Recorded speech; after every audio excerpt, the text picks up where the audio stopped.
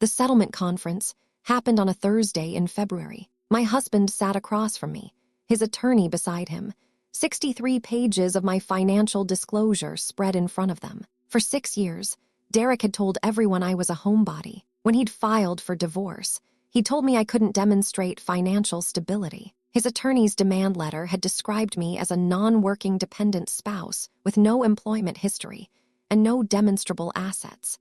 What none of them knew was that, while Derek was at his pharmaceutical sales conferences, I'd built a consulting business independently valued at $215,000, accumulated $118,000 in index funds, and had 23 clients paying me to uncover the exact kind of financial deception Derek himself had been hiding. And $85,000 home equity line he'd forged my signature to obtain. 60,000 of it lost to online poker. During a break, he leaned forward and said, not for show, just to me in this quiet, bewildered voice, "When did you even do all this?" 6 years of marriage, and he had never actually seen me. Not really, not once. But let me start from the beginning, because this is not the story people expect. It's uglier and more complicated, and there is no clean winner. Quick thing before we dive in: if this story hooks you, smash that like button and subscribe. We drop new ones every single day. I'm posting this from a throwaway because the divorce was finalized about 2 weeks ago, and I'm still processing all of it. My ex-husband's family has a presence online, and I really don't need them finding this before everything is fully settled. But I feel ready to share this story because what happened during these proceedings is something I will carry with me for the rest of my life, and not in a triumphant way. That's what surprises me. Mostly it sits heavy. I'll get to why. I met Derek in 2016 at a 4th of July barbecue at his cousin's place in Raleigh, North Carolina. He was charming, confident, had this way of making you feel like you were the only person in the room. And I need to be honest about something upfront, because if I don't say this, the whole story sounds like he was a villain from day one, and that's not how it was. Derek was a good father in the early years. He coached our oldest's t-ball team. He'd get up with the baby at 3 a.m. without being asked. He once drove 90 minutes in a thunderstorm to pick up a specific stuffed elephant. Our son had left at his grandmother's house because the kid couldn't sleep without it. He had this Sunday morning tradition where he'd make elaborate pancake animals for the kids. Elephants, giraffes, once a pretty convincing octopus. The kids would rate them on a scale of 1 to 10, and he'd pretend to be devastated when they gave him a 6. The man who made pancake octopuses and drove through thunderstorms for stuffed animals, and the man whose forged signature I stared at in my attorney's office. I still don't know how they're the same person. I'm not sure I ever will. We got married in October 2017 at a little venue outside of Durham. I was 26, he was 29, and for about 2 years, things were genuinely good. Here's what you need to understand about our dynamic. Derek worked in pharmaceutical sales, made about $140,000 a year with bonuses. Not bad at all. He traveled 3, sometimes 4 days a week, visiting hospitals and clinics across the Carolinas. When he was home, every financial decision went through him. Every purchase over $50 required a conversation. The moment I can't forget happened at a dinner party in 2019. His college friend Brian was there, and Brian had just made VP at some medical device company. At one point, Brian's wife mentioned she'd started consulting on the side. Derek laughed and said, "Not to me, to Brian, like I wasn't sitting right there, must be nice. Some wives have that kind of bandwidth. Mine's more of a homebody." Then he put his hand on my knee like he'd said something affectionate. Brian's wife caught my eye across the table. Neither of us said anything. That word, homebody, did something specific to my brain. Because before Derek, I'd been working as a junior financial analyst at a small firm in Charlotte. I wasn't making a fortune, maybe $52,000 a year, but I understood numbers. I understood how to read a balance sheet and find the line items that didn't add up. I understood how small businesses actually worked beneath what their owners claimed, in a way that most people never learn. Derek didn't know this version of me, or rather, he decided it wasn't the relevant version. Here's what I did, and I need to be honest about how I funded it, because this is the part that isn't clean. Over the course of about 8 months in 2018 and 2019, I started setting aside money from the household budget. Small amounts. When groceries cost $280, I'd tell Derek they were $340. When the kids needed new shoes, I'd find them on sale for $25 and tell him they were $45. I kept the difference in a checking account I'd opened at a credit union across town in my name only. By March 2019, I had about $800 in that account. I also took a $3,000 cash advance on a credit card I'd opened without telling Derek. I need to acknowledge what that was. I was taking money from our household and hiding it. I was lying about grocery bills and children's shoes. People will have opinions about that, and they should. I had opinions about it too, usually at 2 a.m. when I couldn't sleep. But I did it, and I'd do it again. I'll let you sit with that contradiction however you need to. With about $500, I formed an LLC in North Carolina called Westbrook Advisory. But I didn't start a bookkeeping firm or a general consulting practice. Instead, I did something that came directly from my old career, analyzing businesses. I started doing acquisition, due diligence, for people looking to buy small businesses. Let me explain why this matters. Every year, thousands of people decide to buy an existing business: a restaurant, a laundromat, an auto shop, a salon. The seller shows them revenue numbers that look great on paper. What most buyers don't have is someone who can tear apart those financials and find what the seller is hiding. Inflated revenue, staff being paid under the table, so labor costs look artificially low, equipment loans that don't show up on the books, pending lawsuits, tax liens, deferred maintenance that turns $200, 000 turnkey opportunity into $200, 000 catastrophe 6 months after closing. I could find all of that. It's what I'd been trained to do, and I could do it from a laptop at my kitchen table during nap time, with a prepaid phone for business calls and a P.O. box in Fayetteville for the LLC's mail. My first client was a guy named Marcus, who was about to spend $175,000 on a restaurant in Fayetteville. He'd found me through a small business acquisition forum where I'd been answering questions for free for about 3 months, building credibility before I ever charged a cent. I quoted him $500 for a full financial audit of the seller's disclosed books. What I found: the owner had been reporting cash sales selectively. The actual food cost ratio was 48% rather than the 32% on the profit and loss statement, and there was an undisclosed health department violation with a pending fine. Marcus walked away from the deal. He told me I'd saved him from financial ruin. He referred me to 2 other people that month. The irony of what I was doing for a living is not lost on me, not even a little. My entire business was built on uncovering other people's financial deception. I was professionally skilled at finding hidden money, secret debts, and buried liabilities. And every evening, I'd close my laptop and become the woman Derek thought he'd married. If there's a word for that particular kind of hypocrisy, I don't know it. But I lived inside it for years, and I got comfortable there. And that comfort is the part I'm least proud of. By the end of my first year, I had 7 clients. Not a flood, but acquisition due diligence pays well per engagement. Between $2,000 and $5,000 per deal depending on complexity. Monthly revenue was inconsistent, but averaging around $6,000. And after software costs, insurance, and the phone, I was keeping about $4,800. I was also starting to get repeat clients. People who buy one small business often buy another, and they'd come back to me each time. Derek never noticed, and you know why? Because he was gone Tuesday through Friday most weeks.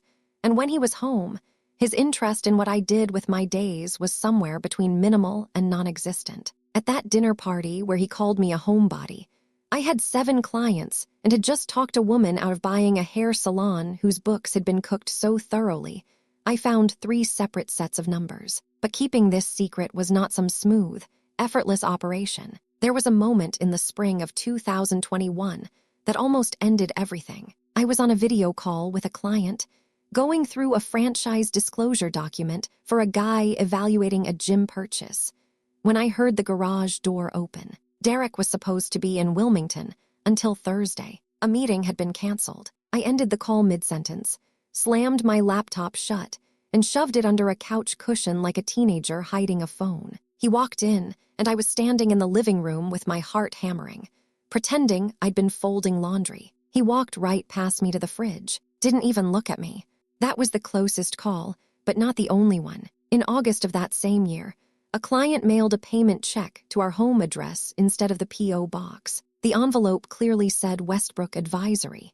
If Derek had gotten the mail that day, everything unravels right there. That week, I switched every single client to direct deposit and never accepted paper checks again. And here's the mistake that almost cost me everything. In October 2021, I was at the grocery store, exhausted, not thinking, and I pulled the wrong card. I paid with the LLC debit card instead of my personal one, $247.83 at Harris Teeter. I caught it 2 days later when I was reconciling the business accounts. I immediately transferred the equivalent amount from my personal account back into the LLC to correct it. One transaction, under $250. I thought it was a non-issue.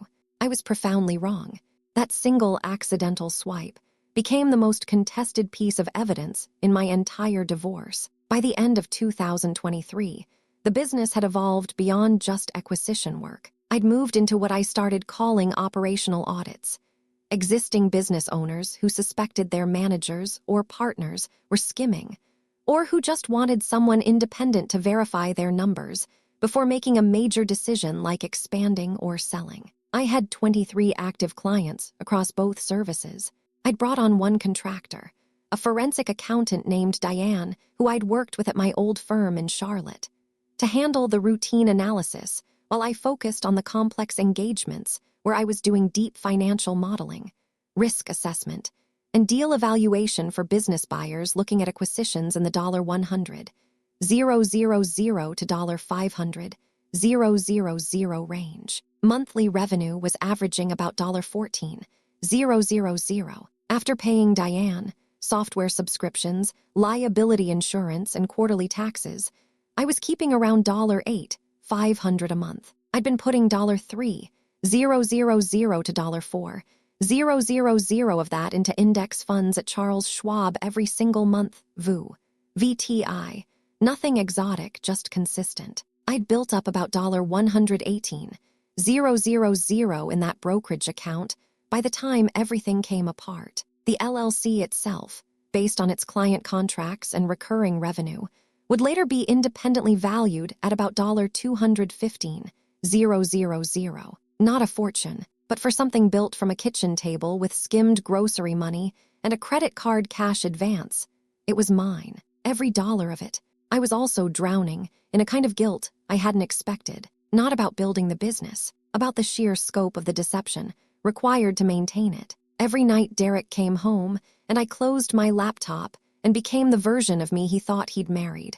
I felt the distance between us grow a little wider. There were nights lying in bed where I almost told him, not because I thought he'd be supportive, but because the weight of the secret was changing me into someone I didn't fully recognize. I was becoming a person who could lie fluently, automatically, without flinching. My entire professional life was about spotting deception in other people's businesses, and I was running the most elaborate deception of anyone I'd ever audited. That scared me more than getting caught ever did. Now here's the part I haven't told anyone, not even my closest friend. By mid-2024, I was already consulting with Patricia Chen, my attorney. Not because I suspected Derek of anything. I still didn't know about the gambling or the forged HELOC, because I was planning to file myself. I'd been quietly getting financial records organized, getting an independent valuation of the business, making sure every contract and bank statement was in order. I decided that once both kids were in school full-time in the fall, I was done. Then in September 2024, Derek beat me to it. He sat me down at the kitchen table and told me he wanted a divorce, but he didn't give me some generic speech about carrying the family. What he said was worse because it was specific. He said, "I ran into Brian at the Charlotte conference last month. He's a senior VP now, and his wife just sold her consulting business for 7 figures. He told me the difference between his career and mine is that he married someone who pushed him forward. I'm not blaming you, But I need to be honest about what I need at this stage of my life. And I need to be with someone who actually does something. He already had a lawyer, a guy named Richard Talbot from a firm in Cary. Derek said he'd be fair, but he expected to keep the house, his retirement accounts, and primary custody because... And this part was delivered with the confidence of a man who has never once questioned his own narrative. You don't have a job. You don't have income. What judge is going to give custody to a parent who can't demonstrate financial stability? I wish I could tell you I stayed perfectly composed. The truth is my jaw clenched so hard I thought I might crack a tooth. My eyes burned, not because of the divorce. I'd been planning the same thing for months, because even in this moment, even as he was walking away, he was narrating a story where I was nothing except the empty space next to him. I said, if that's what you think is best, Derek, not some power move. I just didn't have the energy to argue about a decision I'd already made myself. He looked almost confused. I think he was expecting tears, expecting to feel needed one last time. Instead, I called Patricia the next morning and told her we could accelerate the timeline. She already had my full financial picture. When I'd first laid everything out for her months earlier, she'd gotten this look on her face, this slow nod, and she'd said, "We are going to be very well prepared." 3 weeks into discovery, Patricia's forensic accountant called an emergency meeting. He'd found something about Derek, and $85,000 home equity line of credit taken out against our house. My signature on the application, except I'd never signed it. He'd forged it, and when the accountant traced where the money went, roughly $60,000 of it had been fed into an online poker platform over 18 months. The rest had gone to cover minimum payments on credit cards I didn't know existed. Patricia laid it all out on her desk that afternoon. Bank statements, transaction records, the forged signature next to my real one for comparison. She looked at me and said, "This changes everything. His credibility is destroyed." And she was right. It did change everything. But not only because of what Derek had done, because 3 days later, when Derek's attorney served our financial disclosure requests, Patricia had to file mine too. And my disclosure was 63 pages long, because I'd been hiding something for almost as long as he had. And that is what turned a straightforward divorce into something neither attorney had ever quite dealt with. When I filed my financial disclosure, all 63 pages of it, Derek's attorney received it on a Tuesday afternoon. Patricia told me Richard Talbot called her within 2 hours. Not angry, confused. He kept saying, "I need to verify this." My client was very clear about his wife's employment status. The settlement demand letter Talbot had already drafted described me as a non-working dependent spouse with no employment history and no demonstrable assets. That letter had to be withdrawn entirely. But Talbot was a sharp attorney, and he pivoted fast. His new argument was elegant and dangerous. If both parties had concealed financial activity during the marriage, then both disclosures should be treated with equal skepticism. He argued that my years of deception were evidence of a pattern of financial bad faith, and that the court should view my assets the same way it viewed Derek's hidden debts, as concealed marital property. And then he found the Harris Teeter charge, that single grocery purchase on the LLC debit card from October 2021, $247.83. He used it to argue commingling, that I had mixed business and personal funds, which under North Carolina law could potentially reclassify the entire LLC as marital property subject to equitable distribution. I sat in Patricia's office the afternoon she explained this and felt genuinely nauseous. Years of disciplined financial separation, potentially undermined by one exhausted moment with the wrong debit card. Patricia told me to stay calm. She said one transaction doesn't establish a pattern. But she also said she'd been practicing family law for 20 years, and she'd seen judges rule unpredictably on thinner evidence than this. She brought in a second forensic accountant who spent 3 weeks documenting the complete separation of LLC and personal funds. Every deposit, every withdrawal, every transfer for over 4 years. The report was 63 pages long, and the Harris Teeter charge was the only crossover in the entire history of the accounts. Those 3 weeks were the worst of my life. I barely ate. I couldn't focus on my client's work, which is deeply ironic when you think about it. The woman whose career was built on analyzing other people's financial records couldn't hold it together long enough to analyze her own clients' books. I sat up until 2 a.m. multiple nights going through bank statements myself, terrified I'd missed another accidental charge somewhere. I hadn't, but the fear was constant and suffocating. Talbot also had another card, and Patricia told me privately it was the strongest one in his hand. He argued that marital labor creates a marital interest in any business built during the marriage, that by handling the house and kids, Derek had indirectly enabled my ability to build the business, and that his income had freed me from needing to earn a living wage. Therefore, the business was at least partially marital property, regardless of where the seed money came from. That argument had real teeth. In North Carolina, the equitable distribution statute gives judges significant discretion, and some judges absolutely would have classified a larger portion of my business as marital property. We were not guaranteed a win. For about 3 weeks after the settlement conference, I genuinely believed I might lose a third or more of everything I'd built. But here's what Patricia countered with, and it mattered. The seed money came from my own deception of the household budget, not from any joint marital account. The business had been built entirely during hours Derek was absent and required no marital resources, no office space, no equipment purchases, no childcare beyond what I was already providing as the primary parent, and Derek's own concealment of $85,000 in fraudulent debt against our home, debt that actively harmed the marital estate, severely undercut his position to claim moral standing on the issue of hidden assets. Patricia also pointed out something that I think ultimately influenced the judge. My deception had built value. Derek's deception had destroyed it. The direction of the dishonesty was not legally irrelevant, even if the dishonesty itself was comparable. And that brings us to the moment I told you about at the start, the settlement conference on that Thursday in February. Something about the way Derek asked that question broke something in me, because he wasn't angry in that moment. He was genuinely lost. He was seeing me, really seeing me, for the first time in 6 years of marriage. I didn't have a clever response. I didn't feel triumphant. I said, when you were at your conferences.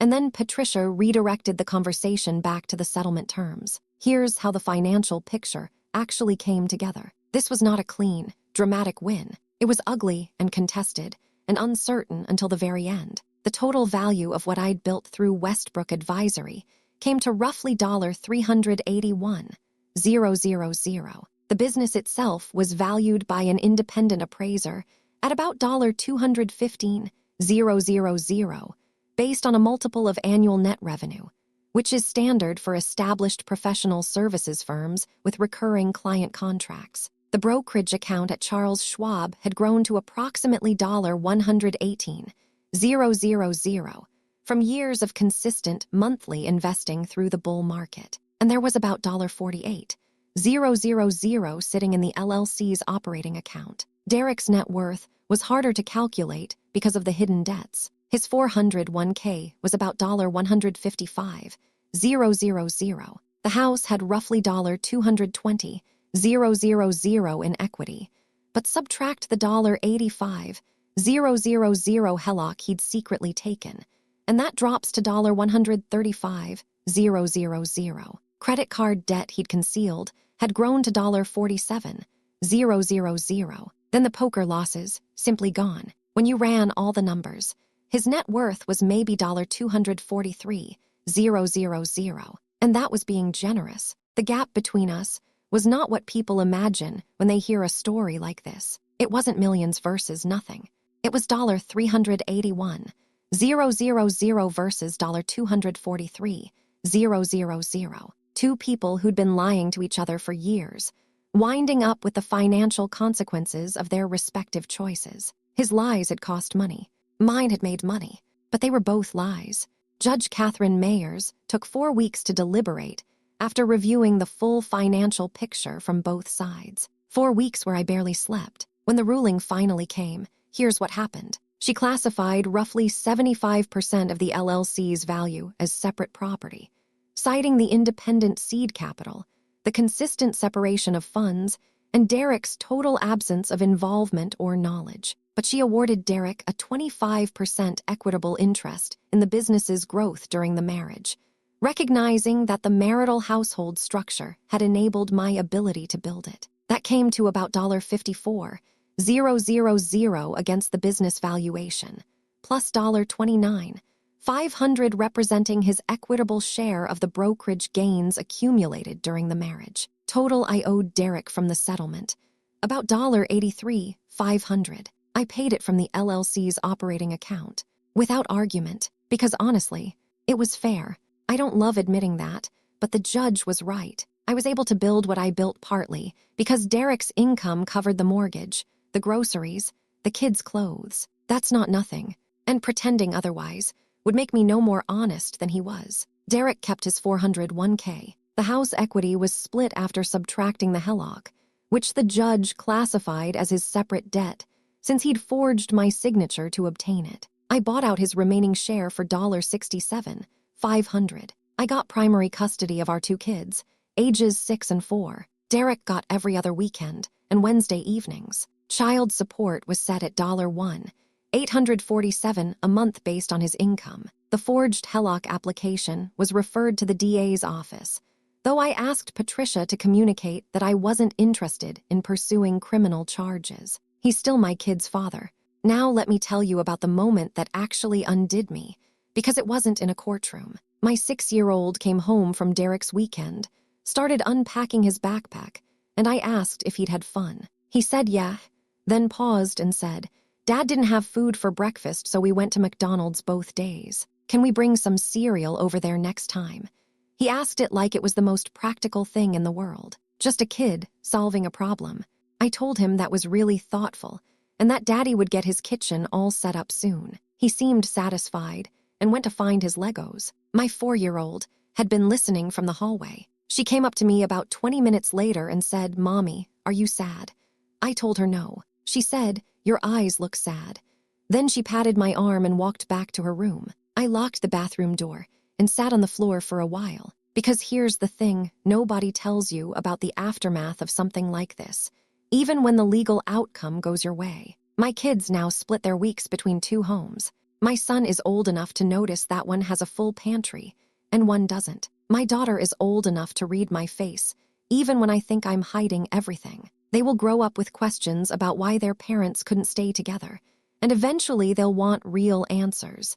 And Daddy's getting his kitchen set up isn't going to cut it forever. About 3 weeks after the judgment was finalized, Derek called me, not angry, not threatening. He said, "I know I messed up. I know about the gambling. I know all of it, but I need to ask you something, and I need you to be honest. Did you ever think about telling me? Not about the money, about what you could do, about who you actually are." I didn't answer right away, and when I did, I said something I'd been carrying for years. "You never made it safe for me to be anything other than what you expected." He was quiet for a long time. Then he said, "Yeah, I know," and he hung up. That conversation haunts me more than the entire legal battle, because I think he meant it. I think, in that moment, he understood exactly what I was saying, and I think that might be the saddest part of all of this. Not that he was cruel, not that he was some irredeemable villain, but that he was capable of understanding, and it came 6 years too late. Derek's mother texted me last week, not asking for money. That's not her style. She sent 3 long paragraphs about how I destroyed her son by hiding who I was, that if I'd been honest from the beginning, Derek would have risen to the occasion. That the gambling was a response to feeling inadequate in a marriage where his wife was secretly more capable than him, even if he didn't consciously know it. I read that text 4 times, because here's the thing, she might be partially right, not about the gambling being my fault, but about the possibility that secrets have a weight that presses on everyone in the house, even the people who don't know the secrets exist. Derek told his attorney during the proceedings that he always felt like I was somewhere else, even when I was sitting right next to him. He wasn't wrong about that. I was somewhere else.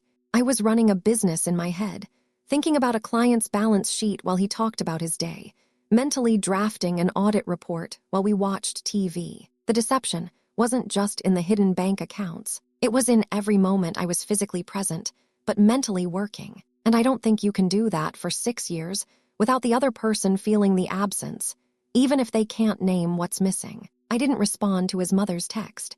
I don't think there's a response that would help anything, but I also didn't delete it. I keep rereading it on the nights when I'm being too easy on myself. What I did do was offer to increase the time the kids spend at Derek's place by 1 extra overnight a week. His mother seemed surprised by that when she heard. But it matters to me that my children know their father. The man who made pancake octopuses on Sunday mornings is still in there somewhere. And my kids deserve the chance to find him even if I couldn't. I built something real. I built it while being told I didn't have the bandwidth to build anything. And I protected my children's financial future in a way I'm genuinely proud of. But I also spent 6 years lying to the person I shared a bed with every night. I let him believe a version of me that wasn't real. And when he finally saw who I actually was, it was across a conference table with attorneys present. That's not a victory lap.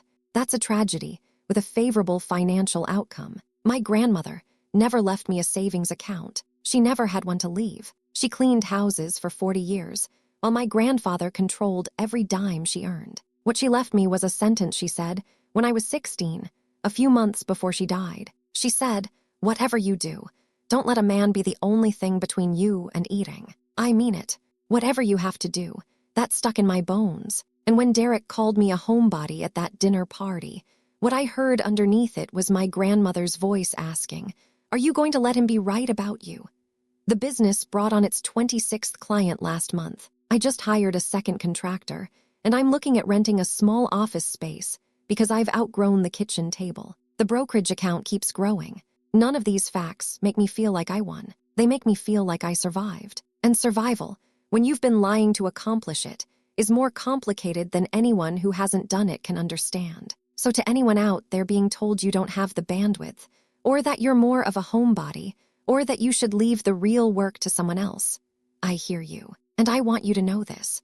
The quietest person in the room might be the one building something nobody can see. Not for revenge. I never thought of what I did as revenge. I thought of it as the only option that felt like mine. Complicated, imperfect survival, where nobody comes out clean, and there's no moment where the music swells and everything feels justified. But I also want you to know the cost, because every story like this that ends with a dollar figure and a satisfied smile is lying to you about the middle. The middle is years of guilt, and a husband who sensed something was wrong but never knew what, and children who will eventually need answers you don't have clean versions of. The middle is sitting on the bathroom floor because your 4-year-old can read your face better than your husband ever could. About $381,000 in assets. A business I built from my kitchen table, with money I skimmed from grocery bills. 26 clients who trust me to find the truth in other people's financial records.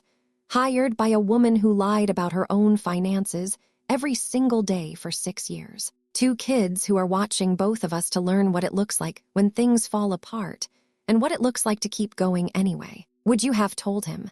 Not about the money, about who you really were. Would it have changed anything?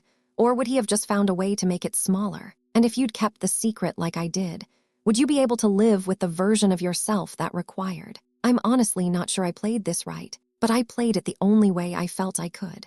Tell me what you would have done. I genuinely want to know.